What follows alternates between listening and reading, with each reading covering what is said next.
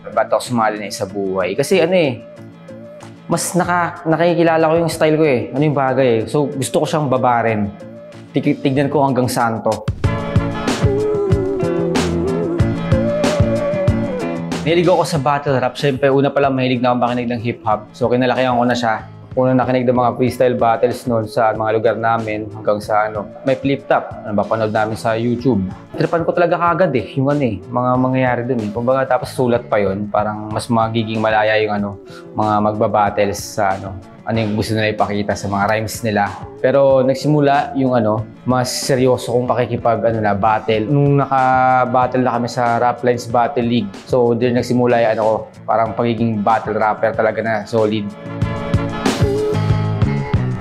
2015, sinubukan namin na mga tryout sa flip top. Wildcard kami noon, pero hindi kami umubra. Tapos nung sumunod na tryout nung 2018, butas ng karayom yung pinasok namin nung tryout na yun dahil di namin sigurado kasi di naman kami natanggap sa parang application ni Arik. Pero dahil may wildcard tournament, doon kami nagkaroon ng chance na ipakita yung kaya namin sa freestyle. Tapos magkaroon na rin ng pagkakataon na makuha kami as special pick. 2018, nagsimula yung pagpasok namin sa liga. Kami yung nag-pioneer ng 1 minutes. 2020, COVID-19. So, pioneer din kami ng quarantine. Unang bumati ng quarantine days ng pandemic. Tapos 2021, ayan, mas naging seryoso na. Kasi parang panahon na yan nung sinali kami sa Isa Buhay. Quarterfinals, kalaban siguro yung Talas. Pero hindi na ako umubra.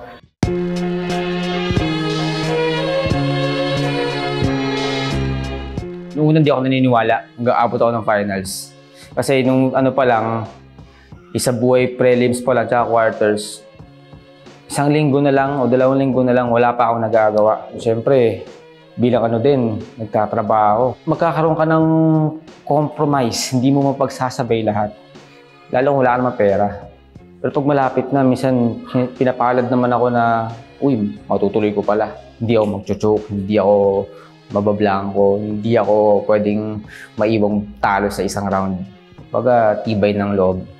Baga parang patibayan din talaga yung mga pagdadaanan mo bilang hindi lang nasa tournament, bilang battle rapper talaga. Siyempre may iba pang laban tayong tinututukan din talaga.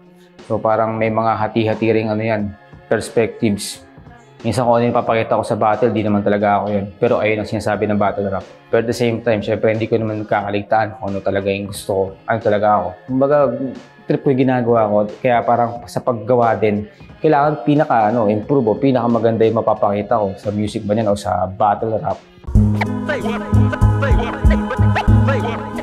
Paghahanda ako, ayun, di ko na inupuan yung sulat. So kung ano yung maisip ko, habang may ginagawa ko, habang nabiyahe, nilista ko agad. Ganyan, para buo na ako ng mga material na pwedeng pigain pa. Tapos syempre, darating tayo sa punto ng pagsasalansa ng naratibo ng isang round. Doon na yung parang times na uupuan yung material. Kada laban ko, pinupuspusan ko ng paghahanda. Ako yung dark horse. Tinanggap ko na sa akin yung hate, na sa akin yung mga negative side. Gagamitin ko yan para magpatuloy sa championship. Nakikita ko. Gusto ko ako champion. Nakikita yan.